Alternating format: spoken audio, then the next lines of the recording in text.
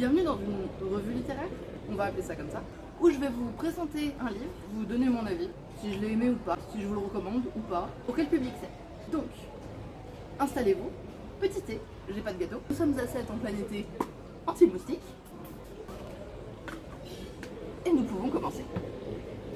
Donc, le livre que je vous présente aujourd'hui est le premier tome d'une série de 3 livres, d'une trilogie, nommée Les Enfants d'Evernight, qui est écrit par Mel Andoris et c'est chez Castelmore, une maison d'édition que je vous conseillerais pas forcément. Mais Mel Andoris, je l'ai découverte par hasard avec un livre chez Nose parce qu'il était pas cher. Donc j'ai acheté ce livre de Mel Andoris qui s'appelait L'Architective. C'était un nom qui me parlait beaucoup, que j'ai beaucoup aimé et donc que j'ai acheté et j'ai pas été déçue. C'était magique. J'ai voyagé, j'ai vraiment beaucoup aimé ce livre et je le recommande à tous ceux qui, comme moi, aiment la fantasy, qui aiment notre monde, mais avec une touche de magie en plus. Vraiment, ça a fait beaucoup de bien. Je le conseille pour les plus jeunes et pour ceux qui n'ont pas trop vieilli dans leur tête, parce que c'est quand même de la littérature plutôt jeunesse. J'adore les livres jeunesse, je trouve que c'est magique, qu'on voyage, qu'il n'y a pas forcément de prise de tête. J'aime pas les livres prise de tête, j'aime pas les livres qui me font réfléchir. Quand je lis, c'est pour m'évader. Et je trouve que Mel Andoris nous fait vraiment voyager. Donc, Les Enfants d'Evernight, c'est l'histoire de Camille, une jeune fille qui sait qu'elle va partir dans une pension alors qu'elle n'en a pas envie.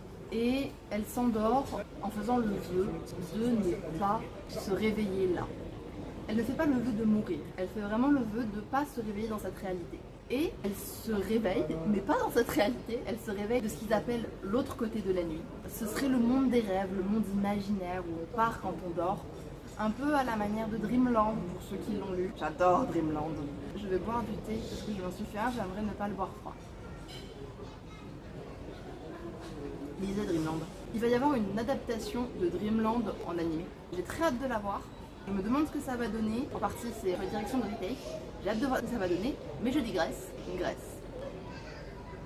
Elle se réveille donc de l'autre côté de la nuit et découvre ce monde, ses acteurs, pourquoi il y a d'autres humains comme elle. Elle va voyager dans ce monde et ce livre, c'est vraiment la première partie, l'introduction au monde. On nous présente les bases, le fonctionnement, les dangers et on comprend le fonctionnement vraiment du monde, la hiérarchie qu'il y a et tout ça. Et ça nous laisse sur... Je bois du thé, je comble.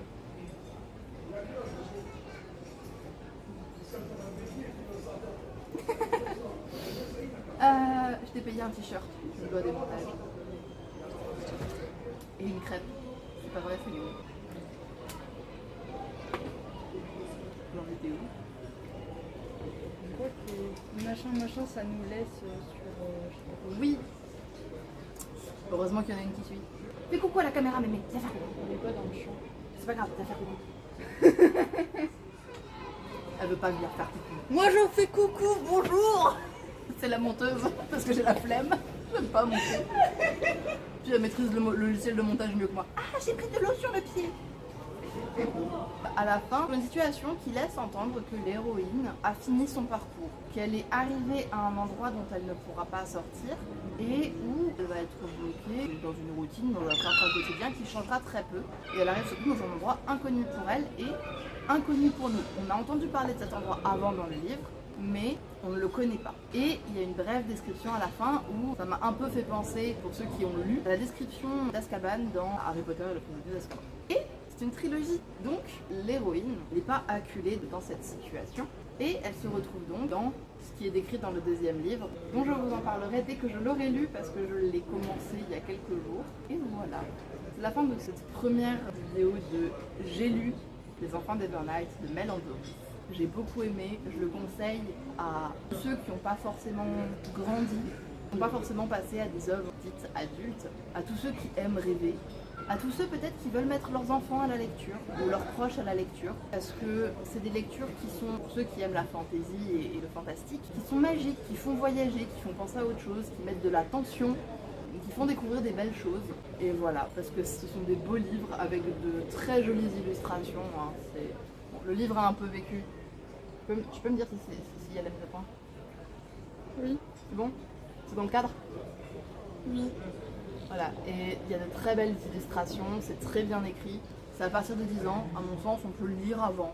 Peut-être dès que l'enfant sait bien lire tout seul, à mon sens c'est abordable. C'est pas forcément du vocabulaire trop compliqué, c'est très fluide comme lecture. Et j'ai pas bu mon thé.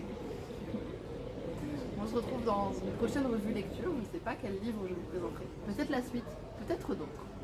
Et à bientôt aussi dans d'autres vidéos, parce que je vais en faire d'autres. Pas de lecture, je vais faire des vidéos de films, des vlogs, des tranches de vie, plein de choses. Donc vous découvrirez ça et je vais vous montrer un peu mon univers. Des bisous!